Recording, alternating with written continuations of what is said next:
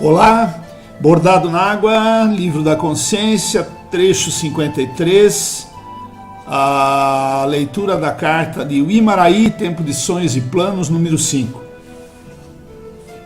Sabe, Guatarrá, muitas vezes tive a impressão de que substituímos tudo isso pela mais simples intuição, cujo desafio é o de responder apenas a um pequeno punhado de indagações mal formuladas.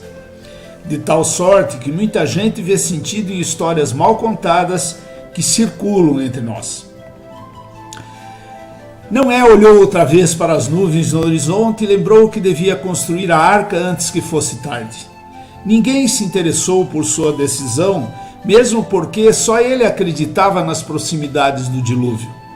Deus, em pessoa, tivera que intervir para remover sua relutância diante das parcas evidências. E mesmo convencido e conhecendo e sabendo que a data estava definida e as águas não se atrasariam e poucos sobrariam para contar a história e mais relevante repovoar o mundo, Noé tergiversou. Dedicou-se a outras prioridades, ocupou-se das que eram só suas, adiou a providência de recursos, devaneou com a mudança reincidente do conceito da nave, tirou prolongadas férias, usou do precioso finito tempo mesmo para ele, não é? Para recuperar-se de um estrepe que enfiou no pé.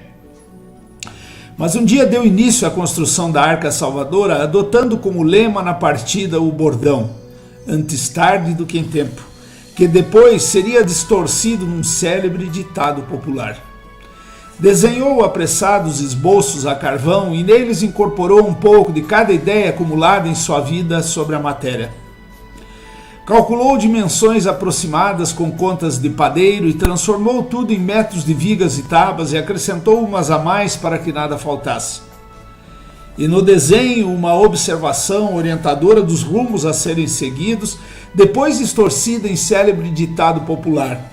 É no andar das abóboras que as carroças se desajeitam. Não sabia ao certo quanto sal necessitaria para as compras, mas tinha confiança nas águas no mar. Não sabia ao certo onde estavam as árvores para tanta madeira, mas sabia que elas poderiam ser abatidas aos poucos, e serradas aos poucos, e transportadas aos poucos, e colocadas ao seu alcance, para que fosse construindo a arca aos poucos. Para isso teria apenas que ensinar fordismo para águias, castores e elefantes. Munido dos memoriais da indústria naval de duvidosas arcas de antanho, construiu um edital que atendesse aos princípios da publicidade, imparcialidade, impessoalidade, indiscricionariedade, moralidade, economicidade, eticidade, eficienticidade, excentricidade e impossibilidade, para convocar os fornecedores em condições de igualdade. Depois de alguns dias pendurado num pau, o edital foi retirado porque um ancião acusou nele alguns deslizes constitucionais e, muito mais importantes, gramaticais e de estilo.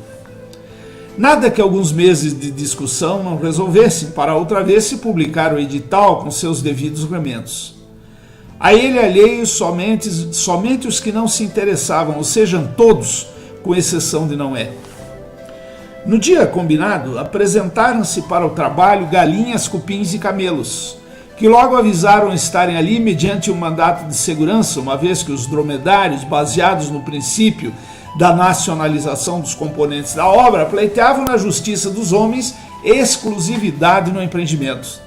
Noé improvisou ineficazmente e solicitou aos oceanos mais algumas cargas de sal para cobrir os custos extras.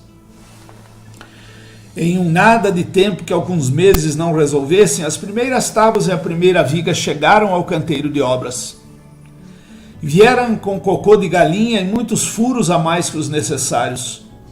Mas não tiveram que esperar mais do que um tempo que alguns meses não resolvessem, até que chegassem mais algumas vigas, e apoiando-se mutuamente, irrigadas com o suor do lombo de alguns funciocravos, as madeiras pudessem ir saindo do chão. Quando a água caiu, Noé tonitroou as últimas instruções. As tartarugas correram como guepardos, os gatos obedeceram como cãezinhos, Formiguinhas carregaram elefantes, andorinhas abraçaram-se com pavões, peixes perceberam que era melhor ficarem do lado de fora. Para a estupefação dos incautos, nos 5 meses que durou a chuva espetacular, a arca flutuou e se salvaram todos os que se puderam salvar. Noé viveu por mais de 350 anos, tempo em que brandiu a favor da sua administração uma máxima que depois distorceu-se em célebre ditado popular. No final, tudo chega ao fim. Se ainda não chegou, é porque ainda não chegou.